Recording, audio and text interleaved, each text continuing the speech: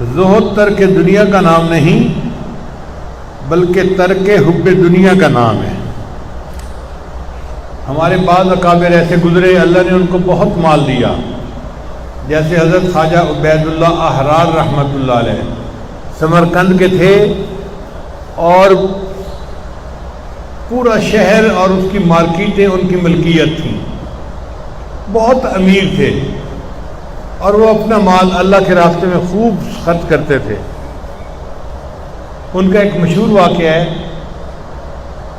کہ مولانا جامی رحمۃ اللہ علیہ ایک بڑے عالم تھے،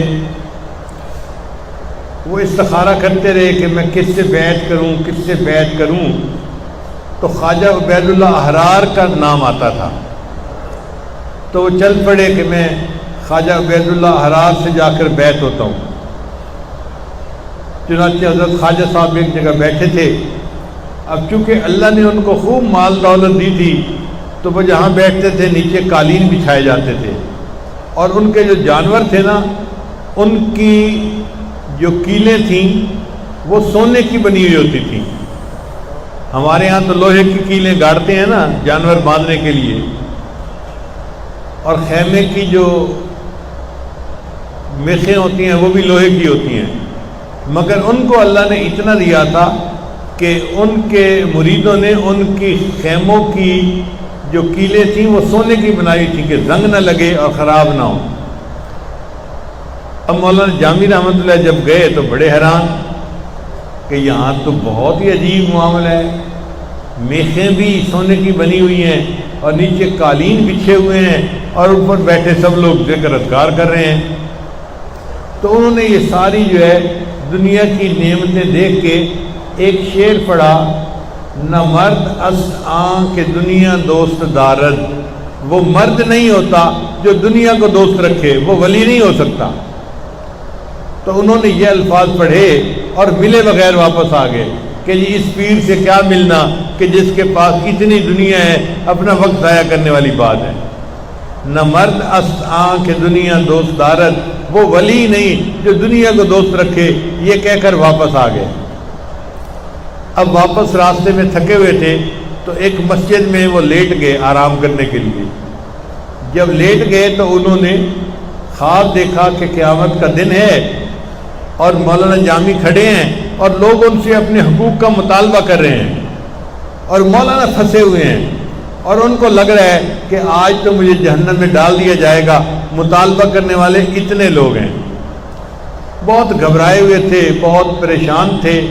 اس پچھتاوے اور پریشانی کے عالم میں ایک آدمی گھوڑے پر سوار جا رہا تھا، تو مولانا جامی رحمۃ اللہ نے دیکھا تو وہ حضرت خواجہ عبید اللہ احرار تھے۔ قریب آئے تو خواجہ صاحب کھڑے ہو گئے اور پوچھنے لگے لوگوں سے کہ یہ بندے کو کیوں دوسرے پریشان کر رہے ہیں؟ اس نے کہا جی اس نے دوسروں کے حقوق ادا کرنے ہیں اور حق والے اپنے حق کا مطالبہ کر رہے ہیں، اس لیے یہ پریشان ہے۔ تو خواجہ عبید اللہ احرار نے کہا کہ اچھا ہمارے جو اعمال نامے میں نیکیاں لکھی ہیں نا اس میں سے اس کا حق ادا کر دو، اور ان کے جو بندے ہیں ان کو حق دے دو تاکہ وہ مطالبہ چھوڑ دیں۔ چنانچہ ان کے جو بندے تھے انہوں نے کہا کہ جی خواجہ صاحب کے نام اعمال میں بہت نیکیاں ہیں، جتنی نیکیاں لوگوں کو چاہیے ہم دے دیتے ہیں، مگر اس بندے کو تم کچھ نہ کہو۔ اب یہ خواب کی بات تھی، جب لوگوں کو ان کے حق مل گیا تو لوگ چلے گئے اور مولانا جامی جو تھے وہ ان لوگوں سے بچ گئے۔ اب آنکھ کھل گئی تو مولانا جامی نے سوچا کہ نہیں یہ واقعی اللہ والے ہیں کہ قیامت کے دن بھی مجھے ان کے تعلق کی وجہ سے نفع ملے گا، تو اس لیے مجھے ان کو ضرور ملنا چاہیے۔ تو مولانا جامی اٹھے اور اٹھ کے پھر وہ واپس حضرت کو ملنے کے لیے آئے۔ جب ملنے کے لیے آئے تو اب حضرت کے پاس آئے تو حضرت کو سلام کیا، حضرت نے جواب دیا، اور حضرت نے جواب میں فرمایا مولانا جب پچھلی دفعہ آئے تھے تو کیا شعر پڑھ کر گئے تھے؟ اللہ نے کشف کے ذریعے سے ان کو بتلا دیا۔ مولانا جب پہلے آئے تھے تو کیا شعر پڑھ کے گئے تھے؟ نہیں حضرت، نہیں حضرت، نہیں حضرت۔ فرمایا نہیں پڑھو تم۔ تو مولانا نے پڑھا کہ میں نے دیکھ کے آپ کو یہ کہا تھا، نہ مرد است آن کہ دنیا دوست دارد، تو حضرت نے شعر کو مکمل کیا، اگر دارد برائے دوست دارد، اگر یہ دنیا کسی کے پاس ہو تو اللہ کے لیے ہونی چاہیے، اپنے لیے نہیں ہونی چاہیے۔